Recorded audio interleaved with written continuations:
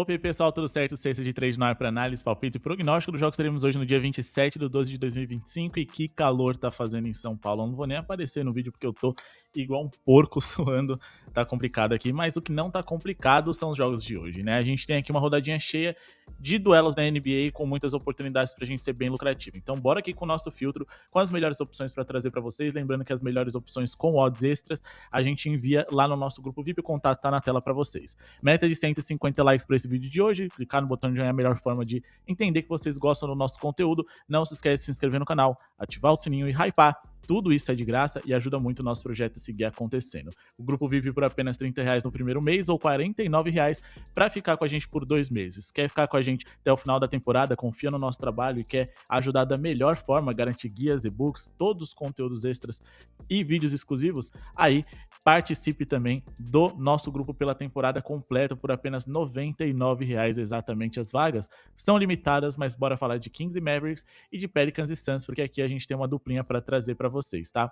A gente espera um Dallas Mavericks pontuando bem e um Devin Booker também sendo um grande destaque diante dos Pelicans. Então, nosso palpite para essa partida vai ser mais de 108,5 pontos do Dallas e mais de 20,5 pontos do Devin Booker, que é a sua linha de pontuação mínima, beleza? A gente tá falando de um Dallas que enfrenta um Sacramento Kings que até teve bons momentos recentes defensivos, mas no geral não costumam se defender muito bem, tá? Tendo como principal destaque o Cooper Flag, eu adoraria trabalhar com a linha de 20 pontos dele mais uma vez aqui, acho que vai ser o grande destaque da partida, mas a mamata de pelo menos 20 pontos aí do Cooper Flag acabou, as linhas dele estão em torno de 25, e aí eu já acho que é um pouquinho alto demais. Então vamos aqui em pontos baixos do Devin Booker, para fechar essa odd de 1,50, que é o mínimo que a gente gosta de trabalhar. Bom, o Dallas, eles, como eu disse para vocês, melhorou bastante recentemente, mas acima de tudo a gente tá falando de uma defesa ruim, até porque o Dallas hoje vem sem o Anthony Davis, eles podem ter mais algumas dificuldades. Só que defensivamente o Sacramento é a terceira pior defesa da liga e por 100 posses de bola a gente tá falando de um time que também é quase um dos 10 mais rápidos. Então a gente deve ter muitas posses de bola por minuto para conseguir boas oportunidades de pontos aqui. O Sacramento também tem o segundo pior aproveitamento em rebotes defensivos da liga. Com isso a gente pode conseguir alguns rebotes ofensivos e com isso chance de corrigir arremessos errados em pontuações extras, beleza? Se a gente for pegar aqui no mês de dezembro, podemos observar o quanto que o Dallas Mavericks melhorou. Quando a gente faz um recorte aqui dos últimos 10 jogos que eles fizeram, eles marcaram aqui uma média de 119,3 pontos, marcando mais de 108,5, que é o que a gente busca para hoje em todas as partidas, beleza?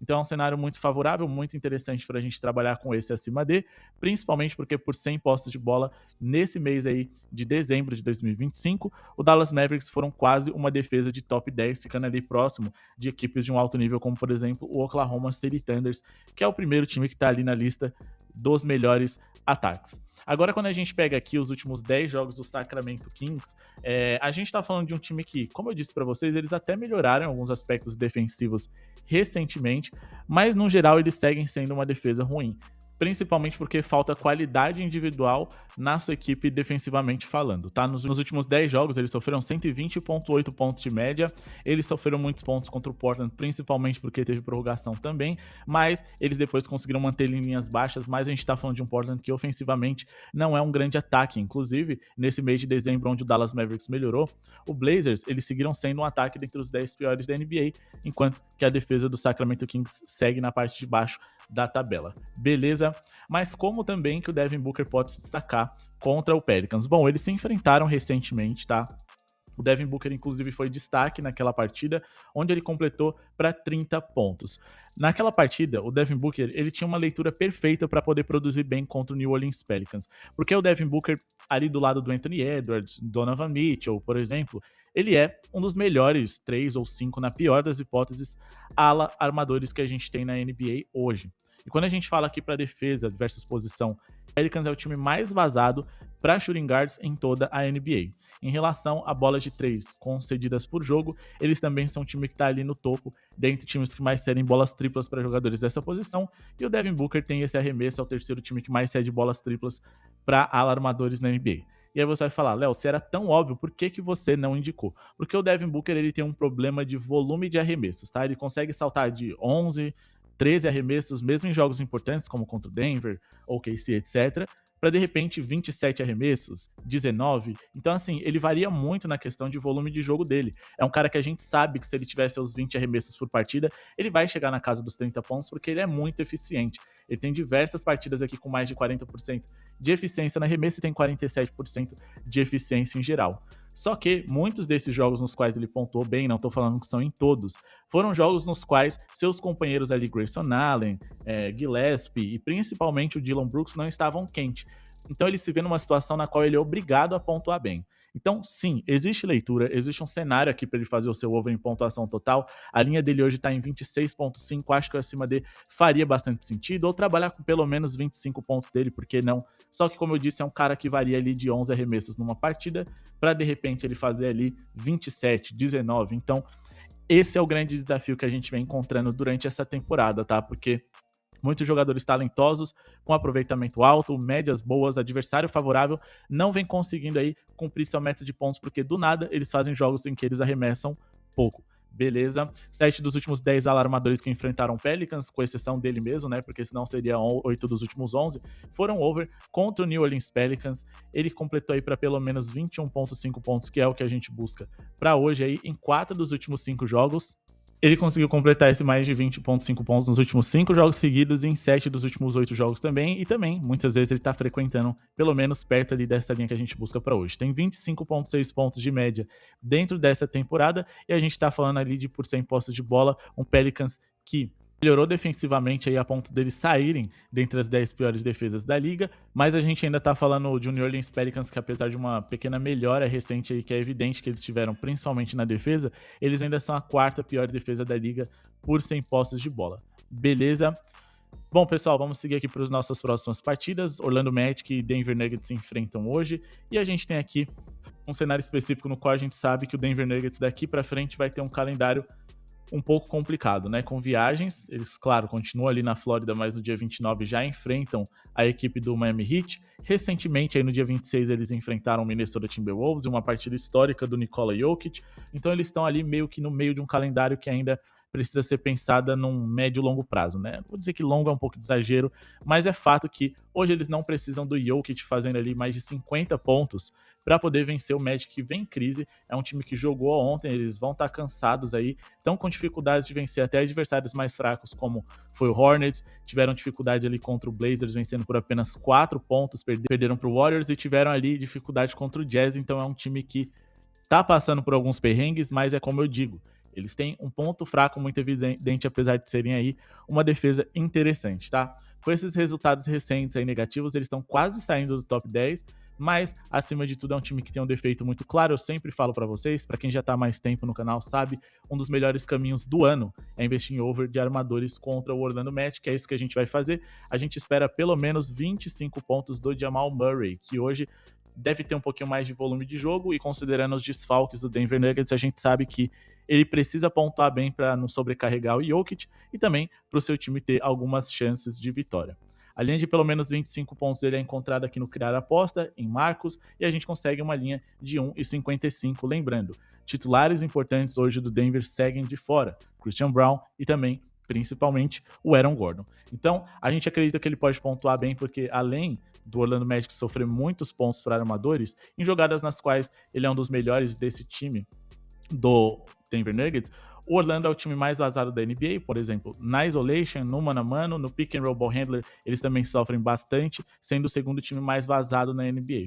A gente também está falando de um Jamal Murray, que é um dos principais especialistas na temporada em criar o próprio espaço para arremessos de 3 pontos. E ele vem muito bem recentemente, principalmente por conta desse chute, tá? Ele conseguiu aí pelo menos 25 pontos nos últimos 3 jogos seguidos, em 5 dos últimos 6, tem média de 25,4 na temporada, e no último encontro que ele teve controlando o match, com indicação nossa aqui no YouTube, ele completou para 32 pontos com enorme facilidade. Ele vive talvez o melhor momento dele como pontuador dentro da temporada, tendo aí sido over na sua pontuação em 19 dos 29 jogos que fez na temporada até aqui. Lembrando que 6 dos últimos 9 armadores que enfrentaram o Magic foram over, tá? O Stephen Curry aqui, ele foi under, mas porque o jogo se resolveu muito cedo, então ele não teve o último quarto ali para brilhar. Ele acredito que ele iria passar aqui esses 28,5 pontos. O Keyonte George a gente indicou ali pelo menos 25 pontos dele, bateu. Foi na prorrogação, mas não importa, né? Então a gente também teve um green aqui. O Shadon Sharp não foi indicação nossa, o Danny Avdija era o cara mais indicado, porque ele que vem jogando como armador nesse time do Portland. Então acaba que ele não vem sendo lido aqui como guard, diferente do Shadon Sharp, mas ele também superou a sua linha. E no jogo de ontem a gente teve ali o Orlando Magic encarando o Charlotte Hornets, onde a gente explicou para vocês como o Conk-Knuckle e também o LaMelo Ball eram jogadores igualmente interessantes para aquela partida. Nossa prioridade era o Conk-Knuckle, que terminou o jogo com 16 pontos, jogando só os 2 primeiros quartos, a linha dele era 18,5, se machucou, mas acredito que ele também teria superado e no fim das contas o LaMelo Ball foi over, então de toda forma ali eu acredito que a nossa leitura estava certa, porque o LaMelo superou e o Conk-Knuckle ele ia superar, mas foi muito mais uma questão ali de lesão mesmo, né? Não tinha muito o que a gente fazer, mas ainda assim é um Magic que vive crise, sofre muito com armadores e deve sofrer hoje mais uma vez aí para o Jamal Murray, beleza? Bom, bora falar aqui a respeito das próximas partidas, mas não sem antes, pessoal, pedir para vocês conferirem o link na descrição. Tem diversas casas de apostas nos quais, com cupom Ciência de Trade ou só de criar cadastro através do link que tá aí, você ajuda o nosso projeto e garante bônus exclusivos. A gente também pede para vocês serem membros do canal, é a melhor forma de ajudar o nosso projeto a seguir acontecendo. Amanhã tem live para vocês e muitas vezes a gente só disponibiliza comentários ali para quem é inscrito ou para quem é membro do canal. Então é a melhor forma da gente interagir por um preço muito pequeno, no qual vocês não vão precisar ficar mandando superchat para a gente poder responder vocês, beleza? Vou deixar um card aqui em cima com diversos vídeos para vocês conferirem também, serem ainda mais lucrativos com o mundo das apostas em NBA.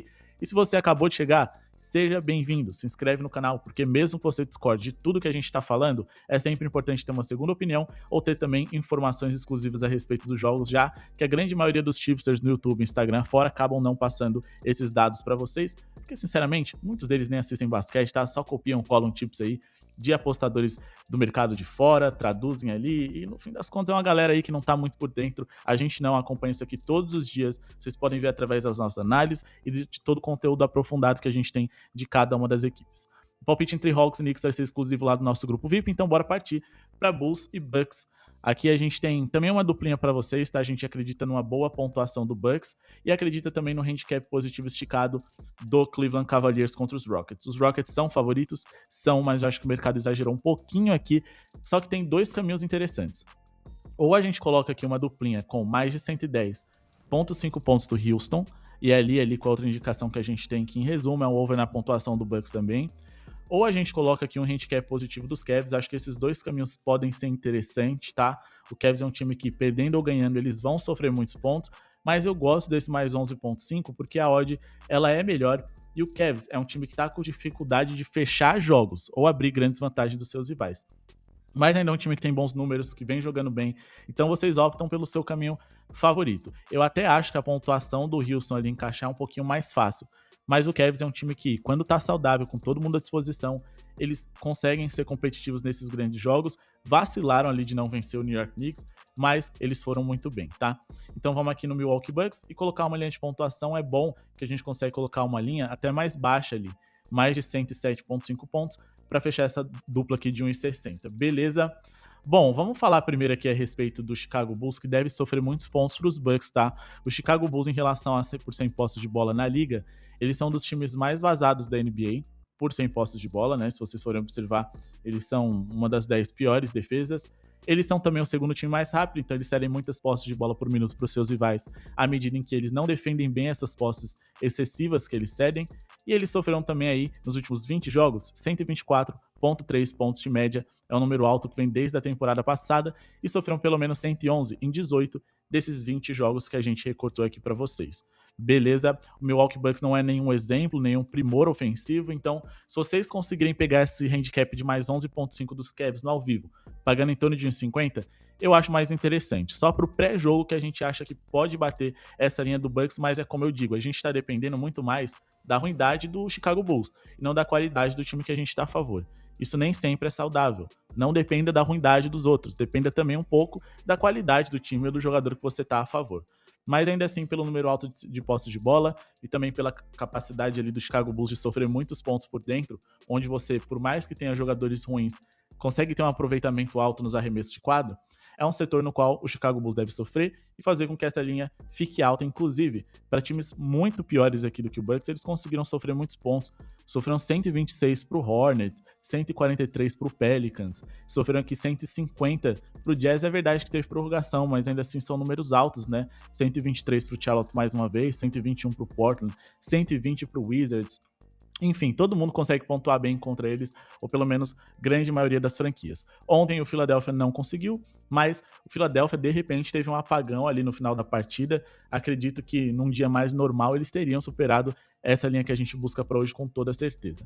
Já do outro lado, a gente acima de tudo está dependendo de uma crise recente do Houston Rockets, tá? O Houston para mim ainda é uma das melhores equipes da NBA, mas eles não conseguem ser tão dominantes quanto se esperava contra times bons. Nos últimos 8 jogos, eles venceram 3, perderam 5, mas eles não conseguiram cobrir esse handicap em 6 dessas exibições que eles tiveram, né? Nos últimos 6 jogos aí, eles só venceram 2, venceram bem o Denver Nuggets, que é um time de elite, e venceram com tranquilidade um Lakers que, na minha visão, apesar dos nomes, é um time ruim, cara. Não é perseguição, mas o Lakers é um time que se defende muito mal, tá? Vamos aqui para os números para poder entender como esse Cleveland pode ser competitivo nesse jogo de hoje. A gente está falando por 100 posses de bola de um Cavs, que tem o 9º melhor ataque da NBA. O Houston tem o 3º, pelo menos por 100 posses de bola. Defensivamente, a gente está falando de o Houston, que é a 8ª melhor defesa. O Cavs está só caindo, porque o que vem fazendo eles serem ruins nesse momento da temporada é a defesa ruim. Mas, acima de tudo, o Cavs é um time que vem sofrendo muito no perímetro, muito em bolas de 3. Mas a gente já vai falar a respeito disso. O net rating, que é o saldo tirado por 100 posses de bola do Houston, é o 3º melhor da liga. E o Cavs tem um net rating de top 10. Isso também é muito positivo, tá? Só que, como eu disse para vocês, o Cavs, acima de tudo, vem sofrendo muito no perímetro. E quando a gente fala aqui em relação ao aproveitamento nas bolas de 3, o Houston tem o 2º melhor aproveitamento da liga. Mas em números brutos de bolas convertidas por jogo, eles têm um dos 10 piores números. Então eles têm um aproveitamento alto porque eles arremessam um pouco do perímetro. Então acho que até por conta disso, o Cavs pode ter certa facilidade em serem competitivos contra eles, tá? Quando a gente pega aqui os últimos confrontos diretos, e é por isso também que eu acredito que o Houston deva vencer esse jogo, mas não por uma larga vantagem, a gente tá falando de um confronto no qual o Cavs perdeu recentemente em casa contra eles por 10 pontos de diferença. O Cavs depois perdeu para eles, né, na verdade antes, por 4 de diferença, por 1. E aqui sim, eles perderam por mais de 11,5. Mas na outra partida eles venceram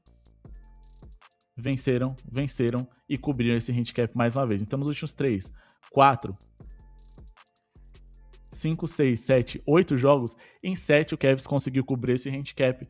Então vamos com tudo aqui nesse HC positivo. Beleza? Falando aqui a respeito de Timberwolves e Nets, a gente vai indicar para vocês um jogador, não poderia ser diferente. Vamos falar aqui de Anthony Edwards e seus pelo menos 25 pontos para essa partida de hoje.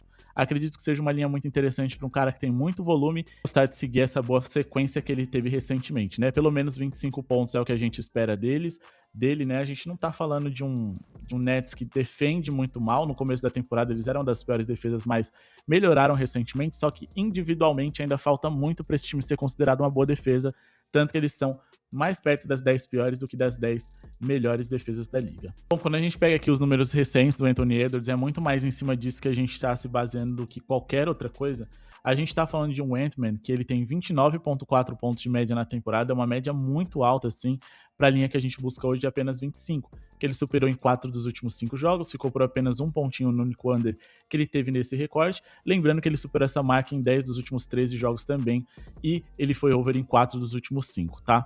8 dos últimos 10 armadores que enfrentaram o Nets foram over nas suas pontuações. O Norman Powell, por exemplo, ficou por apenas um pontinho. Em relação ao aproveitamento de defesa do perímetro, e na última temporada o Anthony Edwards foi o cara com mais bolas de 3 na temporada da NBA, o Brooklyn Nets, eles são o 7º time com o pior aproveitamento em defesa de perímetro na liga. Hoje, lembrando que eles jogam como visitante, onde eles sofrem o 2º maior número de bolas de 3 tentadas contra o seu patrimônio, com 39%, sem lembrar que individualmente, assim, faltam defensores de bom nível do lado deles, então é por isso que a gente acredita no Anthony Edwards brilhando hoje dentro de casa.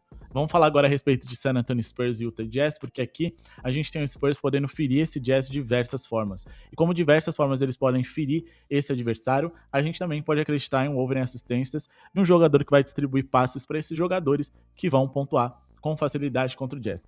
Então vamos em Marcos, assistências, eu espero pelo menos 7 assistências do Stephen Castle. Eu adoro esse jogador. A gente tá falando de um Jazz que é um dos 10 times que mais cedem assistências por jogo na liga. Para jogadores da posição de armador, eles são o time que mais cede assistências por jogo, e eles também são um time que cedem muitas bolas de 3, porque tem um dos piores aproveitamentos. Em defesa de perímetro, na verdade, o pior ao lado dos Lakers em geral. Então esse cara pode fazer muitos passes para fora com arremessos, né, com poucos dribles que podem ser convertidos em pontos, então é fácil para a mesa interpretar como uma assistência. Sem contar em todo o poder de fogo que ele tem por dentro ali com o Wembanyama e com o De'Aaron Fox infiltrando, então assim, tem muito jogador no qual ele pode servir e conseguir essas pelo menos 7 assistências aí para hoje, beleza? Sem postos de bola, a gente tá falando aqui de uma equipe do Utah Jazz que é uma das piores defesas da NBA, e além deles defenderem mal, eles cedem muitas postes de bola por minuto. É a segunda pior defesa, sendo também o terceiro time mais rápido. Mas observando os números do Stephen Castle recentemente, ele tem média de 7 assistências por jogo, por isso eu tô surpreso com uma linha de 7 aqui, pagando em torno de 1,50, que é a média dele já, só que contra um time tão favorável, então vamos aproveitar. Ele conseguiu pelo menos 7 assistências em 4 dos últimos 5 jogos, e também ele conseguiu aqui em 5 dos últimos 7, beleza? 7 dos últimos 10 armadores versus o Jazz foram over nas suas assistências. O Cade Cunningham, que ontem a gente indicou duplo-duplo, bateu com facilidade, com 17 assistências na partida, e a gente tá falando aqui de um Stephen Castle que cada vez mais ele vem tendo aí jogos com assistências altas, tá? Ele conseguiu fazer jogos de 8, 13, 11, 10, tudo isso aí recentemente, tá? Aí depois ele teve uma sequência de 5 jogos abaixo, mas depois ele voltou 7, 7, 11, aí teve um jogo abaixo e 7 também. Nesse período aqui ele teve uma questão de minutagem também, o que acabou preocupando bastante a gente, onde no único jogo em que ele teve a minutagem mais alta aqui foi contra o OKC, que é uma defesa top e um time que defende muito bem armadores. Então no cenário ideal, como por exemplo contra o Wizards, ele conseguiu pelo menos 7. Se a gente for pegar aqui dentro desse recorte dele, outros times que cedem muitas assistências, o Bulls, 11, o New Orleans Pelicans, 13, o Miami Heat, ele conseguiu aqui 8. E aí no começo da temporada ele de fato não foi bem, mas depois que embalou, se tornou um dos principais assistentes dessa franquia. Beleza? Bom, pessoal, esse é o vídeo de hoje, espero que tenham gostado. Não se esqueçam de se inscrever no canal, deixar o like para ajudar o projeto a seguir acontecendo. Muito obrigado pela sua audiência, ó. Não se esquece de compartilhar esse vídeo naquele seu grupo de WhatsApp que adora fazer uma fezinha. Muito obrigado pela sua audiência e falou!